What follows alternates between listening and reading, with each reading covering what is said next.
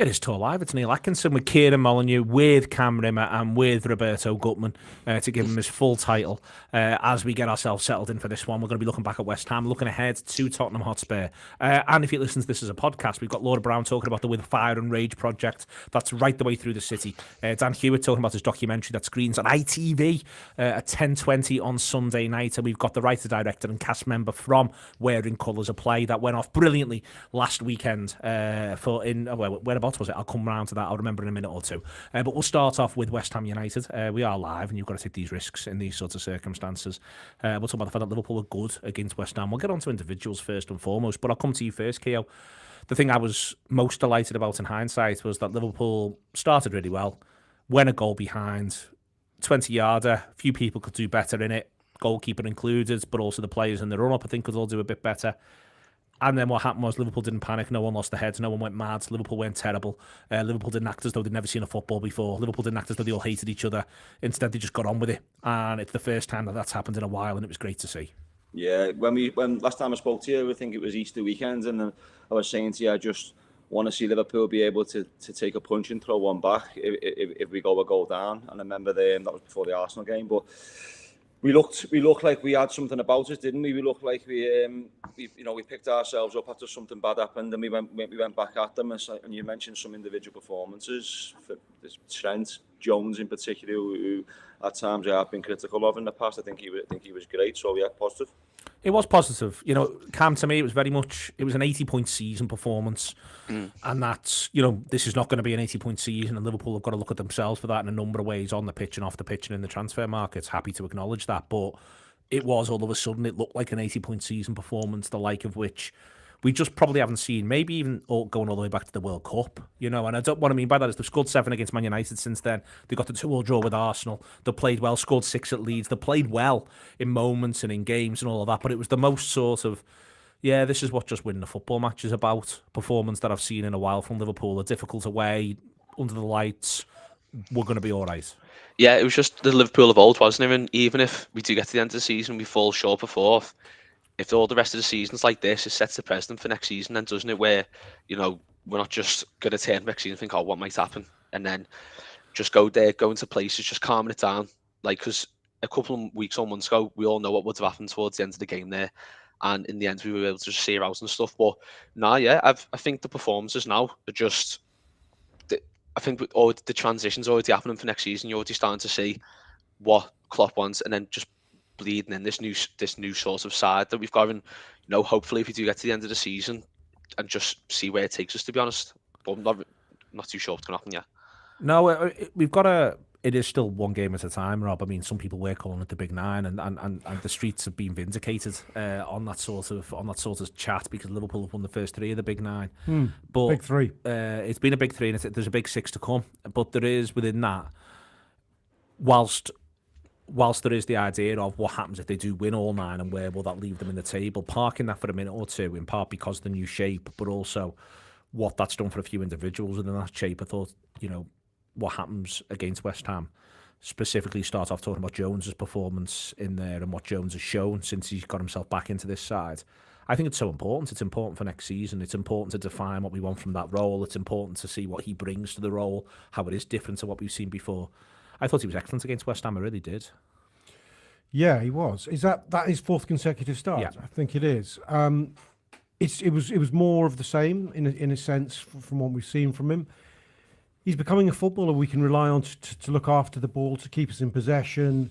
High up the pitch as well. Rob, he's not doing it on the halfway line. He's doing it closest to their box. No, he's allowed to pick the ball up deep, and he's good with his back to goal. I've noticed in that Wijnaldum sense. That's the obvious comparison, I think, even though their body shapes are different. But he is clearly being given license to get further forward in this sort of 3-box, 3-ish formation we're playing. I'm not one of those guys. I was getting doubtful about him, but I'm glad he's back. I've always been his biggest fan. You love him. I love him because. So I was back when Keo mentioned before. I was like, Keo, just hang on there a minute, because Rob's going to go mad for him in a second.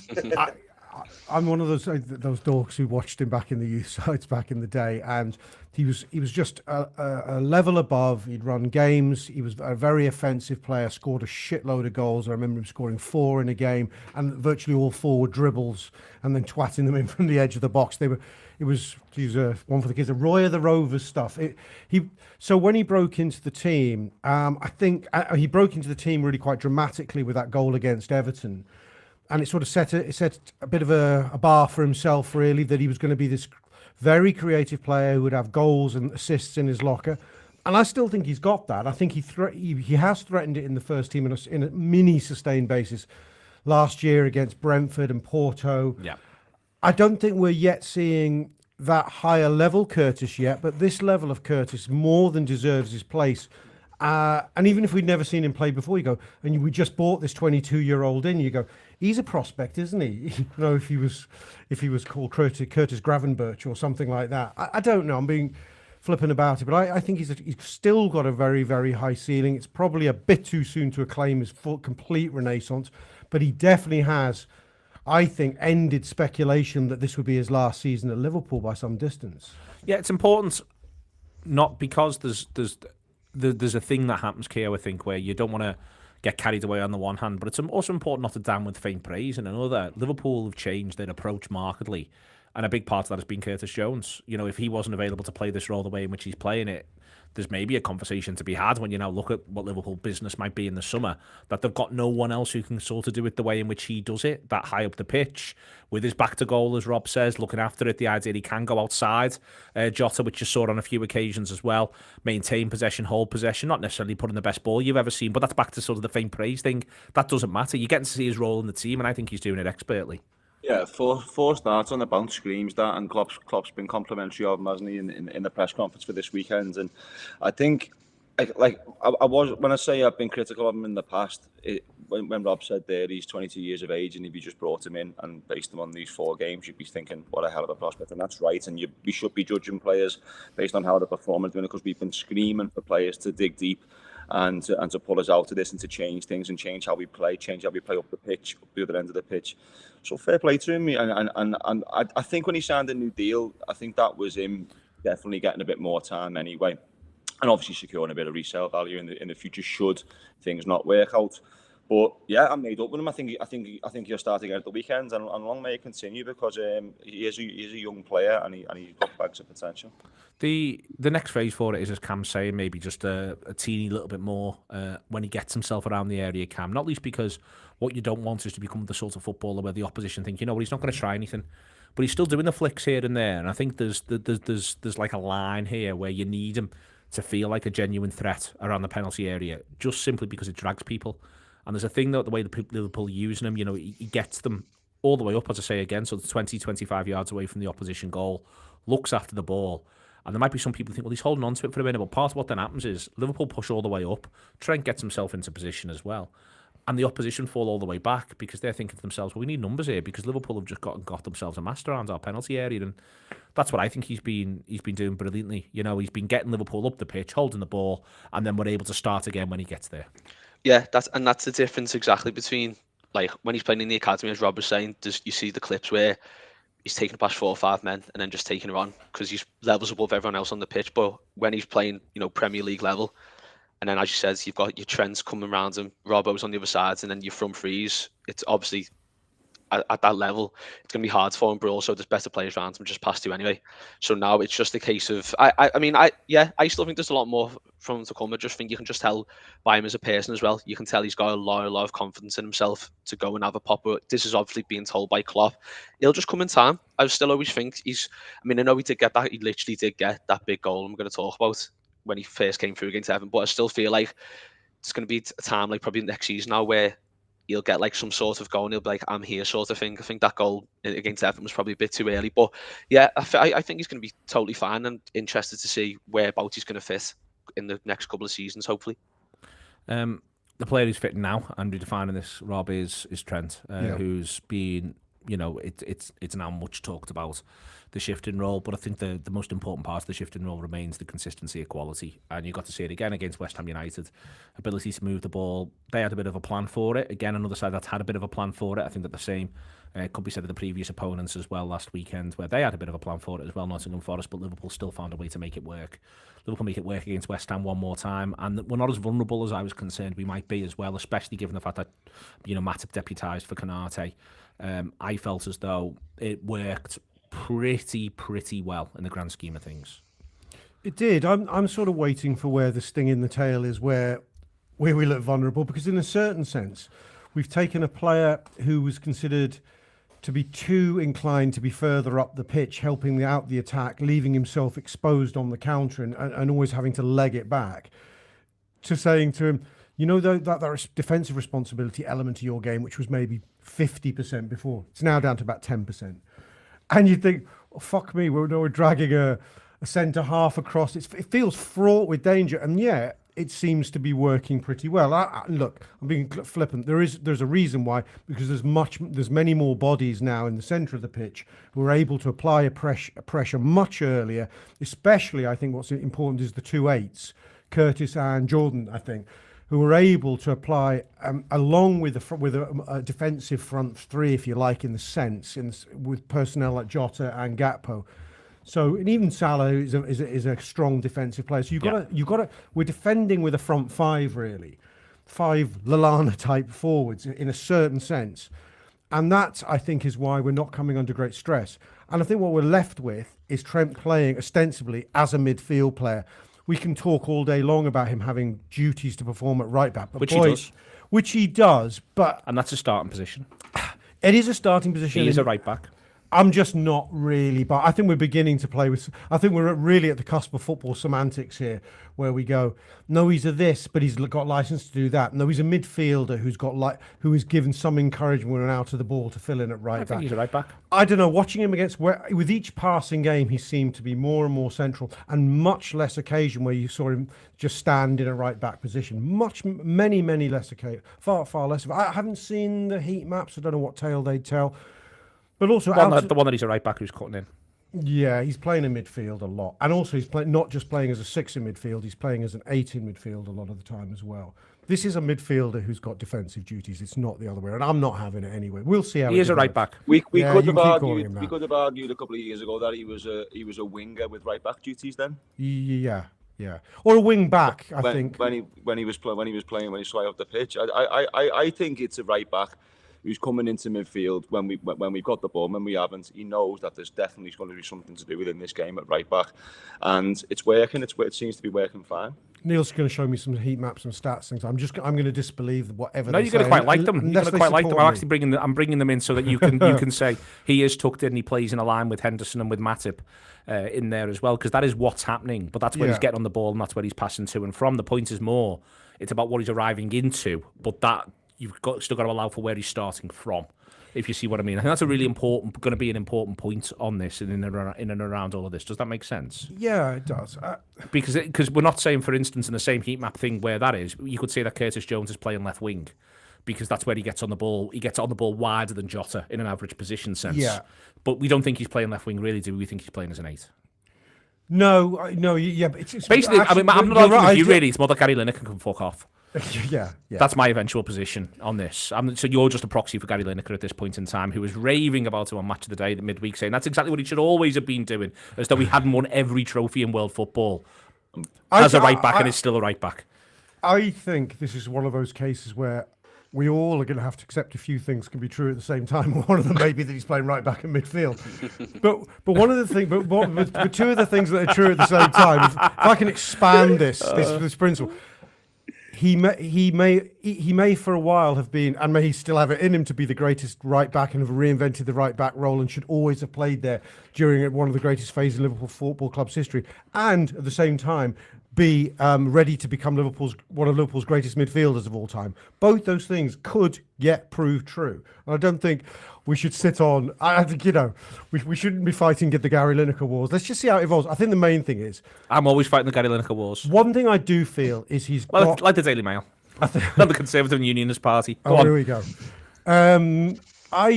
he just seems to have much greater freedom. I said to you, I think we were stood at Leeds, and I said, I don't know whatever you want to call this. It's in old money they used to sometimes go, he's got a free roll, that lad, hasn't he? It's just where's his starting point for this free roll? He could be a right half back. Yeah, there we are. We'll Take that back from the 1960s position. Yeah, the 19th century football. Kia, whatever it is, first and foremost, it is excellent, and the most important thing for me on the ins and outs of it is that it's about his quality. It works because of his quality. His quality is the most important part of this, and I think too often this season I've watched Liverpool teams and I've felt a bit like I don't understand how what we think we're doing is getting the best out of our best players. Right now, especially where this player is concerned, who I think is one of our very, very best players, you can see exactly how we are getting the best out of this one of our best players in Trent. Yeah, and if we're gonna be honest, I don't really care what label we put on it, as long as he's playing brilliantly and he can cover defensively when he needs to. It's just passing, Neil. The passing is like Liverpool have had some great passes over the years, and I think over the next, if he keeps playing this position over the next two, we're going to see another one of Liverpool's best ever passes of the ball. His vision is unbelievable. The way he cuts through, the way he's finding Gakpo, which I'm sure we're going to get on to in a minute because he's just absolutely brilliant. But yeah, I'm made up with Trent, I think, and long may it continue. Like Rob said, he definitely should have been where he played during that period of Liverpool's history. But going forward, it seems to be we're onto something. Things are working, and I say for me, it's the passing, obviously, and the other contributions he's making. But he's really shining. Cam, with him, I mean, we'll go on to Gakpo actually, as Keo mentions him there.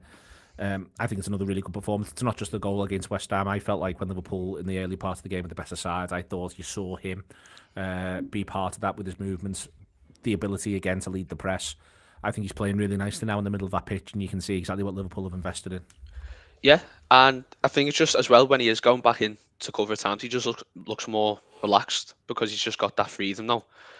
But then, you know, it's, as you said, like the stuff off the ball, but yes, his performance is just getting a lot better as the season's going on. But when he is in the middle, as Kieran was saying, like the passing's just unbelievable. Like the one for Gakpo as well, it was just like at the time you don't really appreciate it when you're watching it back, and it's like this, like it's such a good, like it's just so instinctive and just like, wow, this is something really, really special. But you're watching, and just long may it continue now, to be honest, because I think now, like this new role, people could start calling it like the Trent. We've all just been arguing for 5 minutes saying, but what is it? But it's you know, it's just you don't really know what to call it at the minute. It's just Trent. Well, go on. I was nudging you just while we were a second ago. If you take the heat map on that we've been talking about, I don't know if people can't see this. No, but I can help them see it if need be. What's interesting about it is if you took the names away, it actually looks like we're lining up with our front three and our fullbacks very high up the pitch. But if you then put the names in, you'd have Curtis Jones and Mohamed Salah as your left and right wing backs in the Robertson and Robertson and Trent roles, and your front three in the furthest forward in that game, only marginally so in Jordan Henderson's case, but Jota, Cody Gakpo, and Jordan Henderson as a kind of front three are playing very, very close together with defensive width coming from Mo Salah and Curtis Jones. It is quite fascinating to see. Andy's got it there. If you are watching this on YouTube, you can see it all the way through. Jones to the left of Jota, Gakpo through the middle, Henderson to the left of Salah, Salah to the right, and then Fabinho and Trent, Robertson out on that left-hand side. I think part of this, Cam, to me, is it does feel like a little bit like seeing Liverpool 2023, 2024 all of a sudden. And that's what's, you know, regardless of what happens with the games between now and the end of the campaign, that's what wasn't happening in January, February and March. Almost take the results away, if you see what I mean. In January, February and March, you felt like you were watching a side that was still trying to work out what on earth it was and what was going on. Right now, you feel like you're watching a team, and that includes, by the way, a period of time where Liverpool put 7 past Manchester United. To be really clear, this is not just when it goes wrong. Even when it went right, it was still a little bit like a team that's trying to find itself. Right now, Cam, you do feel as though wherever the person will end up, as Rob says, whatever names end up wherever that is on the heat map, you feel like you're seeing what Liverpool are going to be about 2023 going into 2024. We're seeing next season's Liverpool now. Yeah, I mean, without going into the whole midfielder debate, you can kind of see with one or two signs coming in how we're probably going to line up on the first game of next season in terms of like the positions and stuff. But it's all came since Trent has with this change in Trent, where it just all too seemed to have just happened, this one little change in the system, and everyone else just looks so much more composed and assured. And now you're thinking, like, if we'd done it earlier on in the season, what could have happened? Do you know what I mean? And that's the one little thing where it's like, well, but you can always look at everything. Like they may be working on it. I mean, one of the things I think is maybe they've been working on it, and finally he's thought, right, I can give this a go. I always remember a lot of people feeling like when he had Phillips and Williams at centre half in the COVID season, and there was all a bit of thing, well, why didn't he just do that earlier? But maybe he was just working with them loads and training and working with everyone as the best way to do this, and then he introduced it at the right time. Just sort of know what I mean. I don't think it may well be that it's just now come to fruition in terms of what he's seeing off the pitch, off the 3 p.m. pitch, if you see what I mean. Yeah, no, I definitely agree, because like it couldn't have got any worse when he brought her in. You know what I mean? So it's like in that case, but yeah, I'd probably back you on that, to be honest. I think that's what's happened, and just hopefully, as again, like I said before, just sets a standard for next season now, doesn't it? In terms of how we're lining up and stuff and the results we're getting. Excellent stuff. This is TAW Live. If you've been enjoying it so far, thank you very much indeed. If you're enjoying it as a live, we're gonna leap straight into part 5. But if you are listening to it as a podcast, we've got Laura Brown talking about With Fire and Rage. We've got Dan Hewitt on his ITV documentary Current Affairs stuff on Sunday night at 10:20 p.m. And Wearing Colours from Side Hammer Productions was on at the Hope Street Theatre last week, and I've got the writer and the director and a cast member from there all joining us as well. That's coming up now on TAW Live if you're listening as a podcast. But thank you for staying with us. It is the Anfield Wrap, and we are back with Cam, with Kieran, and with Rob to talk about the top 4 picture and Tottenham Hotspur. Manager Kieran was very businesslike in his press conference. It was all about Konate back, we're on the march, consistency matters. He said this though, Kieran, they'll embrace whatever European competition they end up in. For me, I'm very much the same. I'm sanguine about it as long as they win all the games, and I don't mean that in a sort of in a mad way. I think the most important thing to do is to make Manchester United and Newcastle United earn it at this point from a Liverpool perspective. That's all we can do. And we do that by getting to 71 points. We get to 71 points by winning the rest of the big 6. I think we can do it. I think that the fixtures are as kind as we could hope for. But that's the most important thing, isn't it? Whatever happens from this point, all we can do is influence what's in front of us, and we do that just by winning games. Yeah, we said it 3 games ago, didn't we? Every Liverpool fan said we need to win every single game with a chance.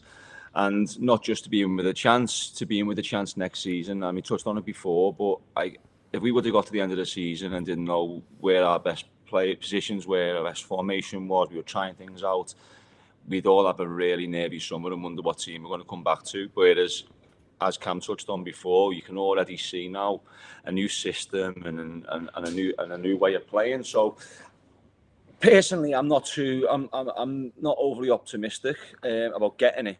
But I just want to see them win every game, and if it happens, then fantastic. But if it doesn't, then Liverpool are on a 9-game unbeaten run, ready to start next season. That for me, Rob, that's it. That's what's on offer here is the idea of, let's just say we win the last 9. That's a quarter of a season, and you're able to say we've just won. And the game 10, the game before, was the 2-2 against Arsenal. You're able to say that was what our last 10 looked like. Won 9, drew 1 against the side that finished above us, won the other games. As far as I'm concerned. For me, I'm all over the big 9. I always have been, but so is everybody else. Everyone you talk to, it's all the speaking of. But I've been all over it all the way through, thinking it would just be a wonderful way to get into next season, because it'd make us feel like, well, go on then, let's start, let's go, let's do it again. Yeah, but also sort of taking the literality of that aside, even if we won 8 of the last 9, and we won, what did we win? 9 of the last 11 in the 21 season. Here's something that people have, I don't know if it's really been absorbed. Let me take a step back. In Liverpool's last 12 Premier League games, we've won 7, drawn 3, lost 2. We're running over the 12 games at a 2-point a game average. If we could win something like 5 of the last 6, we would have played 18 games. My little imaginary run is 18 games, nearly half a season. We'd be running at a mid-8, 85, 86 point average trajectory. So what would have quietly happened is a shit season. The second half of the shit season, Liverpool would have played like a team that could compete for the title. And that's with problems and all. That's without the signings. Now, we're getting a bit ahead of ourselves. I actually think we can just pause the picture where we are and go, the 7 wins, 3 draws, 2 defeats from the last 12, which has given us 24 points and a 2-point a game average, is better than the teams we're chasing have been managing all season. I mean, it's easy to take a snapshot. We are, in a sense, it seems strange to call us a form team in the division, considering we've only just won 3, and before there's 4 games without a win. But before then, there was 4 out of 5. There have been some important performances in that we've started to learn how to win away from home. We've played the 2 best sides in the country this season. Sorry, not the 2 best. We played Arsenal, one of the better sides in the season, and nearly beaten them. We beat Man United, who've had a good season, 7-0. We've won away at Newcastle in this run. Beat them home and away. Yeah, exactly. You know, and in this run, there's been some away wins. So there is, and we don't want to get ahead of ourselves, because we've shown ourselves capable of dropping points where it seems incredible that we could, as against Bournemouth, in very recent memory, to look at the other side of the coin. Forest looked a game which wasn't always in our control. So I don't think we can be writing the story of the second half of the season just yet. But the portents are a lot better than they were. And I'm on board with the idea that just a strong finish we should be happy with. Let's have a proper tilt at that UEFA Cup and get up for those Thursday nights. But are we going to go on to talk about the actual chances of getting top 4? Because I'm all in it for that still. I'm going to go to Cam first, but I will come back to you. We need favours, Cam. We know we need favours. But we got a little bit of one from this weekend's opponents. Snookers indeed. We got a little bit of one from this weekend's opponents. Last night against Manchester United, where second half they showed some of the quality. But they showed also a little bit of United's vulnerability. I think there is some vulnerability in United. That it's a mini injury crisis. There's nothing worse than having injuries at centre half. We know that better than anyone. And, you know, yes, Newcastle were up against, you know, strong relegation candidates, but they did the business that they needed to do in what was a difficult environment to play football, but they managed to quieten and silence the crowds of those relegation candidates and sent them home early. The truth is that, you know, Newcastle do look like they've got the bit between the teeth, to be fair to them, but they don't know the course and distance. They haven't done this before. United have got a little bit of course and distance within them, but they look a little flaky at the moment. But we know we need favours, and those favours just may not come. Yeah. We could be sitting here in a few weeks and it just doesn't happen. Or we could be sitting in a few weeks and United and Newcastle have just both probably just blown it. But with me, we've just got to look at us now. It's one of them. Like, we've been looking over our backs. We've, like, you know, for the last couple of years, we've been relying on the whole league to get something against City for, like, from March onwards. So now it's just a case of, I'm not really expecting anything because it never really seems to happen, to be honest. But, you know, we just keep winning our games, and then, you know, hopefully we come off the ground in a couple of weeks and United or Newcastle have dropped points here or there. It's a big 3 now for Liverpool, Rob. It's 3 homes within there. I think we'll have a real sense as to what is or isn't possible for us the other side of the game against Brentford, or more accurately the Monday, Tuesday after the game against Brentford, because the fixtures are spread across that weekend. But for me, we will have a sense of it then. There's a reason why United and Newcastle, I would say, well, Manchester United and Newcastle United more accurately, are both in the 3rd and 4th place and not for the 1st and 2nd places, because they don't win every week. And I think that is worth bearing in mind, even at the minute where they do look like there might be a little bit of momentum around Newcastle. Yeah, but they haven't won every week. They haven't won every single time they're up to the pitch. They've only just recently got to the point they've won half the games they're taking to the pitch. That could go the other way again. You know, it's still only 17 wins from the 32 that they've played. I feel as though there is, you know, Liverpool have got to just do their bit. And then from there, you never know. It was always, in sort of analysing this 4 games back, when we talked about the big 9 and needing to win all 9, the thing that gave us optimists an inkling of hope was the fact that we weren't just chasing down one team with a half-decent lead, but 2.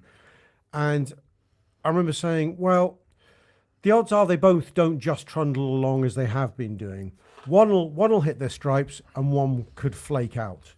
But that's a fight. That's a sporting chance.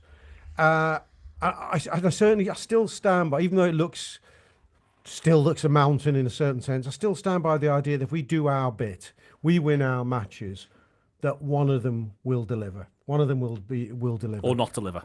Which one? Do you know, it's hard to... Which one says Keo? Go on, Rob, it changes by the week at the moment.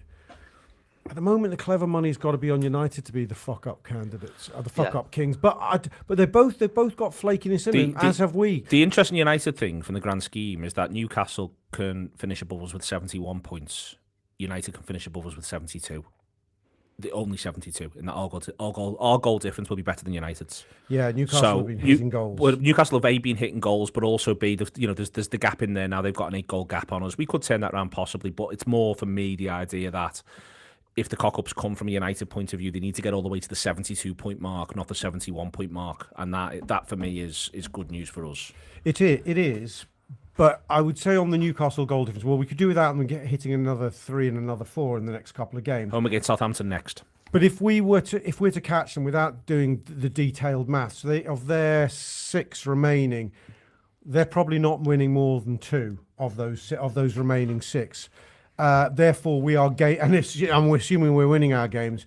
We're gaining goal difference on them on 4 games at least on the bounce. So I think we would see them off for goal difference if the results went the way we wanted. We will see, indeed. Kieran, how are you feeling about it? First and foremost, about Liverpool's chances of just enjoying the rest of this season? Because I think one of the things is the players are enjoying it. And how are you feeling about the big picture if we can do the busin's? As I said before, I'm not overly confident about getting in the European Cup, even though it's for me a big problem if we don't in terms of our next season might look. But I just want to win 9 games. If we win the last 9 games on the bounce, I'll be happy and I'll be looking forward to next season. If it goes back to the way it was and we don't pick up a result this weekend and we don't look great next week, and that will just do me head in. So it will big time. No, genuinely, my biggest relief with Liverpool at the minute, KO, is they've stopped doing my head in. Yeah, exactly. So chances of it happening, I'm not sure. It'd be fantastic, wouldn't it, to after some of Ten Hag's comments to catch United and they drop out of it. But for me, it's about getting our house sorted first, and this season has been a proper head wrecker. So let's just finish the season strong, and if it happens, then we'll have a bevy. Yeah, very much so, and very into the idea of Liverpool just stop doing your own heads in, and most importantly, stop doing my head in. The manager Cam called them, Tottenham, this weekend's opponents, the best counter-attacking team in Europe, which felt like one hell of a shout, considering the fact that Aston Villa exist. But maybe you'll call them that in a few weeks. They are, though. They've got Kane, they've got Son, they've got Kulusevski, they've got Richarlison if they want to use him. And they will use them at some point over the course of the 90. It's a big test for the new approach, this, I think. And we'll keep saying that until something goes wrong. Let's be clear, I'll find my way to talking myself into the fact that Fulham are a big test for the new approach because Harry Wilson's on fire. That Brentford are a big test for the new approach because Tony and Bueno got great movement. But for now, Spurs can be a big test for the new approach, and they'll be looking to play in spaces. And they finished strong against United. They were terrible first half. For me, if we score first, we should be all right. But it's back to that if. Yeah, it's what team turns up, and sometimes with us this season, you've known after 5 minutes what exactly is going to happen. But yeah, I think with Tottenham, it was made up yesterday when you see them finishing strong, and then you remember, we've got them on Sunday. It's a bit like, but it's yeah. But no, I was by Klopp's comment, I was thinking brilliant side, but further up the pitch, but I was a bit like, he's giving them a bit like. It's a lot of toffee, is what I would say. I've heard toffee in the past. This feels like too much toffee. Yeah, it was. And you don't know, if you come out and Spurs come out like a house on fire, it's a bit like, what are you doing there?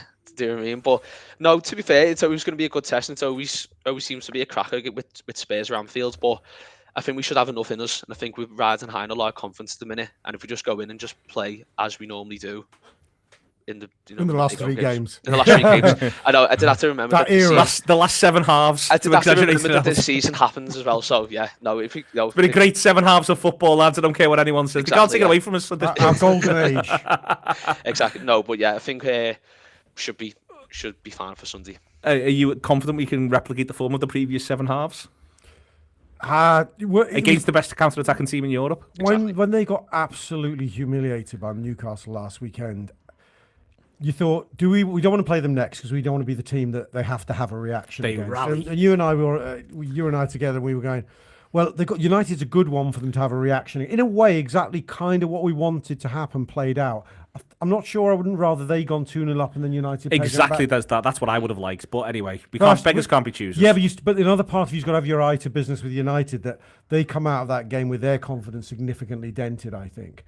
So I think we take what happened there. They have all their gifts are in their attacking positions, and I hope with our new flooding of the midfield with our new midfielder Trent Alexander-Arnold. Oh yeah, that we can press them and control them so significantly that they don't get anywhere near counter. So my thing is, I've seen the right back Trent Alexander-Arnold play brilliantly against Heung-min Son on many an occasion, and I just hope he manages to replicate that performance. I hope Hoyman's son is chasing Trent to the edge of his own at the edge of his own penalty. As has happened before when the right back Trent Alexander-Arnold's been brilliant against Tottenham. Yeah. I'm just looking for some. It's lovely solids. to see you. I love it when you come in. It's my favourite bit of this show when you come in. We never see each other. No, we do. We never see each other. Indeed, there he is. Oh, there we go. Indeed, Can we have that again, please. It's it is Rob, a big one, and it is about this machine being well oiled and it working. Do you think he's going to make any changes? He mentioned Jota's had a bit of a knock. Konate was managed. Did he? Supposedly, yeah. Jota's had a little bit of a knock, but he expects him to be fit. He says that he ruled out Firmino and Alex Oxlade-Chamberlain, and they were the only people he ruled out. He said he expected Konate to be fit, and then decided best not risk him at all for West Ham. That was. So if he's he's picked the same side now, virtually 4 on the spin, and this one has come. Was it a 4-day gap between? 4-day gap, and they played last night. And they played last night. So he did. He vowed there would be changes in this run, and he's made virtually none. Apart from the semi-enforced. I think the Fulham team is going to be wild. I think he's not. He might change 2. He might change Konate, and he might change 1 other for this in the front 3, or possibly Henderson.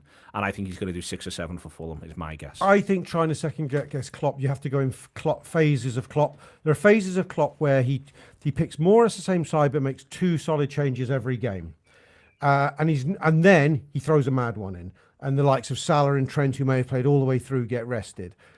I don't know if it'd be quite that. I do think there'll be some change. Well, Konate's going to come in for Matip, which is the first change. Sounds to me like Jota will miss out. And the big question is, does he go with Núñez or does he go with Diaz, who was quietly very impressive? I feel the time that Diaz has had out, he might just be a bit nervy about starting him still. So I'm going to guess Darwin might get a start in this. Scored against them, was excellent against them in the away game. It was sensational against them, really. That was a sort of high watermark, really, in his season, in a sense. In midfield, are there any moves? Thiago hasn't started yet. It's been Fabinho, Trent, and Henderson as the midfield, Jones. and Jones as the midfield 3. It's hard to see. Maybe Thiago comes in for, dunno, Jones? I don't know. Don't want that. Cam, what do you reckon? Well, I was thinking maybe Henderson might not. I don't know. Then you've got Fulham after that. So it's like, is that way he'll have his rest? No one runs out. My frustration at West Ham, I only had one frustration second half, Cam, is that no one runs outside Salah if Henderson doesn't play. So you'd end up you've already congested the pitch, and then you congest it one more time if Henderson isn't there. And I found it frustrating, and it wasn't Thiago's fault. He came on, he was Thiago. Someone had to go that side. Sorry, Elliott to interrupt, but could Elliott come in from the cold? I mean, he's shown he's not scared of bringing in people like that. He's sort of been Henderson's deputy in a sense. Yeah, someone's got to make the pitch big on the right-hand side, and the only player who's really willing to do that, along with Salah at the minute, Henderson. So he's got to work out what that is, as far as I think, Cam. That's my only one where I'm a bit unsure about who we might do, because. But then going back to the other one, I think he'll do Núñez instead of Diaz, just for now, because just bringing Diaz, as Rob said, how long he's been out for, and just giving these little 15-20 minute cameos where he looks brilliant, by the way, but just the full 90's not there. But yeah, between Henderson and Thiago, I don't know, I really couldn't tell yet. And then they've still got a couple more days. You never know what might happen in the mysterious land that's Kirby, in terms of injuries, you know what I mean? Anything could happen there. So, Kia, what do you reckon? I think Konate's in for Matip, and I think Rob and Cam are right. I think Núñez starts, and I think, providing it goes well, you might see Gakpo come off on the 60 and Núñez go into the middle, and Diaz come on the left and try and see what that looks like, because we haven't really seen much of that. And then, I don't think there's midfield-wise, I'm not too sure, but he took Henderson off early, I think, Kia, with one eye on the idea that Henderson will be starting against Tottenham. Yeah, I think so, and I think the Fulham game is where you might see Elliott brought in from the core to play in that position. So, Núñez, and then I think all going well and we're winning the game, you might see Núñez go through the middle and see what he looks like with Diaz alongside him. But I don't agree with Klopp's comments about them being the best counter-attacking side in Europe, but we should be prepared to play the best attacking side and pressing side or counter-attacking side in Europe. We should be ready for anyone. So. Yeah, sure, up for it. Fancies, Kale? Yeah, fancies for every game now. I'm on that train. We're going to win every game, and then the summer's just going to be talking about how great next year is going to be. Oh, well, I mean, what a summer it sounds like, sitting in trees smiling at passers-by. Cam, fancy it? 3-1 and then all attention to Monday. Indeed, it is worth pointing that one out. Rob, fancy it? What's happening on Monday? On Monday? Oh, you know what's happening on Monday. Blues Leicester. Leicester Blues. Leicester Blues. The blue off. That's what they're calling it. That's what they're calling it. That's what the BT or Sky are doing all the stuff around it. They're saying it's the blue off. Big Blue. Big Blue Monday. Yeah, tremendous. Tell So you what. much work. I'm confident whilst being nervous simultaneously at the moment because I just don't want this dream run we're on to end. There we are. Splendid stuff. Thank you to everyone who's been part of TAW Live this week. It's been a cast of thousands. We've been Laura, we've had Dan, and we had everyone involved with wearing colours, which is very kind of them indeed. Very hospitable to get there. Andy Heaton's produced. We've had Cam, we've had Keo, we've had Rob. And Rob, how does it feel to treat me like you do?